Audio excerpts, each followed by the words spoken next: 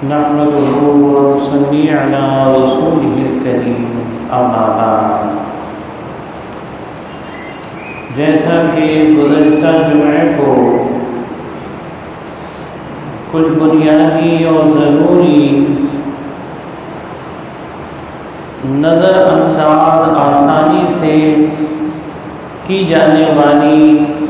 باتوں میں سے کچھ باتوں پر لب کشائی کی تھی اور کچھ ذہنوں کو متوجہ کرنے کی کوشش کی تھی۔ انہی بنیادی اور ضروری باتوں میں سے ایک بات ہے تعدیل ارکان، کہ جسے ہمارے نمازی حضرات نظر انداز کر دیتے ہیں۔ تو آج اس پر بھی عرض کروں گا اور ساتھ کے ساتھ یہ مسئلہ بھی عرض کروں گا۔ یہ بھی بنیادی اور ضروری باتوں میں سے ہے کہ جماعت اگر رکوع میں ہے اور کوئی صاحب وضو کرنے کے بعد جماعت میں شامل ہونا چاہتے ہیں تو وہ رکوع کی کس حالت تک پہنچنے کے بعد رکعت کے حقدار ہیں، یعنی کتنا جھکنے کے بعد، کس حالت کو اختیار کرنے کے بعد رکوع کی انہیں رکعت ملے گی یا نہیں ملے گی۔ تو ان دو باتوں پر عرض کروں گا۔ پہلے تعدیل ارکان کو سمجھ لیتے ہیں کہ تعدیل ارکان کسے کہا جاتا ہے۔ تعدیل ارکان ہے کہ ہر رکن کو اس کے صحیح طریقے کے ساتھ صحیح طور کے اوپر ادا کرنا۔ یہ تعدیل ارکان واجب ہے، اور یہ مسئلہ ہے کہ اگر واجب چھوٹ جائے تو نماز ہی نہیں ہوتی ہے، واجب چھوٹ جائے تو نماز نہیں ہوتی ہے۔ اگر سجدہ سہو کر لیا جائے تو درست ہو جائے گی، اور اگر سجدہ سہو بھی نہیں کیا تو نماز درست نہیں ہوگی۔ اور فرض کے مکمل چھوڑ دینے سے نماز جاتی رہتی ہے۔ تو تعدیل ارکان کا مطلب یہ ہے کہ ہم اگر رکوع میں جا رہے ہیں تو رکوع کی مکمل حالت کو اختیار کر لیں۔ یہ نہیں کہ ابھی رکوع میں صحیح سے پہنچے نہیں تھے، کمر سیدھی نہیں ہوئی تھی، ہاتھ ابھی صحیح سے جمے نہیں تھے گھٹنوں پر کہ کھڑے ہو گئے، ابھی صحیح سے سمع اللہ لمن حمیدہ اور ربنا لک الحمد کھڑے ہو کر صحیح طریقے سے کہا نہیں تھا کہ سجدے کی طرف اللہ اکبر کہہ کر چل دیے۔ تو یہ جلد بازی رکن کی ادائیگی میں کمی واقع کرتی ہے، اور رکن کوئی سا بھی رکن ہو نماز کا وہ صحیح طور کے اوپر ادا نہیں ہو پاتا ہے۔ اس لیے تعدیل ارکان کا خیال رکھنا بڑا ضروری ہے کہ اگر رکوع ہے ہمارا تو رکوع مکمل طریقے سے ادا ہو جائے۔ جب کھڑے ہوں سمع اللہ لمن حمیدہ ربنا لک الحمد کہیں تو ہماری کمر بالکل سیدھی ہو اور ہم اطمینان کے ساتھ کھڑے ہوں۔ اسی طریقے سے جب سجدے کے لیے جائیں اور سجدے میں پہنچ جائیں تو اطمینان سے سجدہ کریں، اور پھر سجدے سے اٹھ کر اطمینان سے بیٹھیں۔ یہاں بہت جلد بازی ہوتی ہے۔ دو جگہیں خاص ہیں ہمارے مصلی حضرات کی خاص جلد بازی کی۔ ایک تو رکوع سے اٹھتے وقت سمع اللہ لمن حمیدہ ربنا لک الحمد کہنے کے دوران کہ ابھی رکوع سے اٹھے نہیں تھے، کہ ابھی کمر نہیں سیدھی ہوئی تھی، سجدے کی طرف بڑھ دیے، تو یہاں بہت جلد بازی ہوتی ہے۔ تو یاد رکھیے یہ کمر کا یہاں سیدھا ہونا ضروری ہے کہ ہم رکوع سے اٹھتے وقت جب سمیع اللہ لمن حمیدہ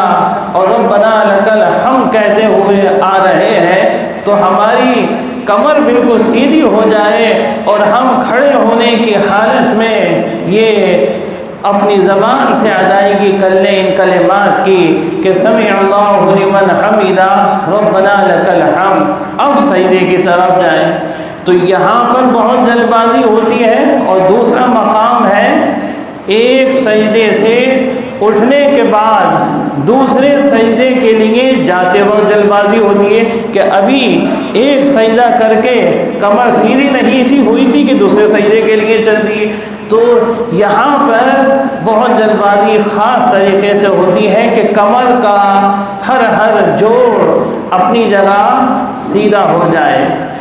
ہماری کمر بالکل سیدھی ہو جائے، پھر اس کے بعد دوسرے سجدے کے لیے روانہ ہو جائیں، دوسرے سجدے کے لیے چلے جائیں۔ اگر یہاں جلد بازی ہوئی اور کمر سیدھی ابھی نہیں ہوئی تھی کہ دوسرے سجدے کے لیے چل دیے تو تعدیل ارکان چھوٹ گیا، تعدیل ارکان جو واجب تھا وہ جاتا رہا، یہاں نماز خراب ہو گئی۔ دیکھیے کتنی باریک بات ہے، اس پر آسانی سے نظر بھی نہیں جاتی، اس لیے میں بار بار عرض کرتا ہوں کہ ہماری جلد بازی اس انداز سے نہ ہو کہ ہماری نماز ہی جاتی رہے، چند منٹ کی جلدی کی وجہ سے ہماری اس سے زیادہ کی محنت جو ہے وہ رائے گاہ ہو جاتی ہے۔ مثلا ہم نے 15 منٹ نکالے اور 2 منٹ کی جلد بازی کری کہ میں 1 منٹ پہلے مسجد سے نکل جاؤں یا 2 منٹ پہلے مسجد سے نکل جاؤں، تو یہ 2 منٹ کی عجلت کے لیے کہ میں 2 منٹ پہلے اپنی نماز کو ختم کر دوں، میں 2 منٹ پہلے مسجد سے خارج ہو جاؤں، میں 2 منٹ پہلے مسجد سے جا کر اپنے فلاں کام میں مشغول ہو جاؤں، تو یہ جو 15 یا 20 منٹ کی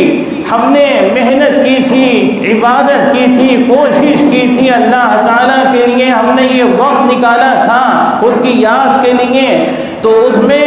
ہم نے 2 منٹ کی وجہ سے سب نقصان اٹھا دیا اور وہ ساری محنت ہماری رائے گاہ ہو گئی۔ اس لیے بھائی 1 منٹ کی دیری کر لیجئے، 2 منٹ کی دیری کر لیجئے، لیکن نماز کو خراب ہونے سے بچا لیجئے۔ اتنی جلد بازی صحیح نہیں ہے۔ بعض حضرات بہت جلد بازی سے نماز ادا کرتے ہیں اور ایک سجدہ صحیح سے نہیں ادا ہو پاتا ہے اور پھر وہ صحیح سے اٹھ نہیں پاتے ہیں سجدے سے، تو پھر وہ دوسرے سجدے کی طرف روانہ ہو جاتے ہیں۔ تو ہر سجدہ اطمینان سے ہو اور اس کے درمیان میں جو جلسہ ہے، کیونکہ 2 سجدوں کے درمیان بیٹھنے کو جلسہ کہا جاتا ہے، یہ ہمارا جلسہ صحیح ہو جائے، یہ ہمارا جلسہ صحیح ہو جائے، وہ قومہ ہے جو میں نے عرض کیا کہ سمع اللہ لمن حمیدہ ربنا لک الحمد، یہ جو ہم ادا کرتے ہیں کلمات اپنی زبان سے رکوع سے اٹھتے وقت، یہ قومہ ہے کہ ہم رکوع سے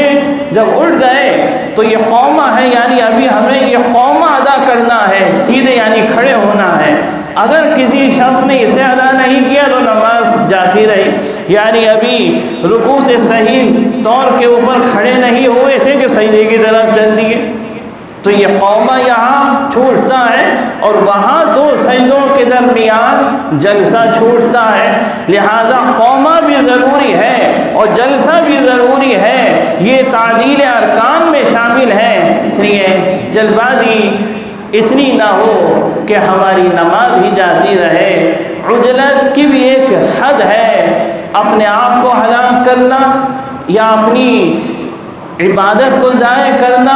یا اپنے مال کا نقصان کرنا کسی بھی معاملے میں جائز نہیں ہے، چاہے دنیاوی امور ہو اس میں بھی اطمینان رہے، اتنی عجلت نہ ہو کہ آدمی اپنی جان کو ہلاک کر دے یا راستے میں اتنی تیزی سے نہ جائے کہ اسے اپنی بھی پرواہ نہیں ہے، لوگوں کی بھی پرواہ نہیں ہے، معلوم ہوا خود تو زخمی ہوئے ہی لیکن دوسرے کو بھی نقصان پہنچا دیا، اس کو بھی زخمی کر دیا، تو یہ عجلت اچھی نہیں ہے کہ اپنی جان کی بھی فکر ہونا چاہیے اور لوگوں کی جانوں کی بھی فکر ہونا چاہیے، ان کی بھی حفاظت کی فکر ہونا چاہیے اور اپنی بھی حفاظت رہنا چاہیے۔ ایسی ہی مال کی حفاظت ہے، اور وہ سب سے بڑی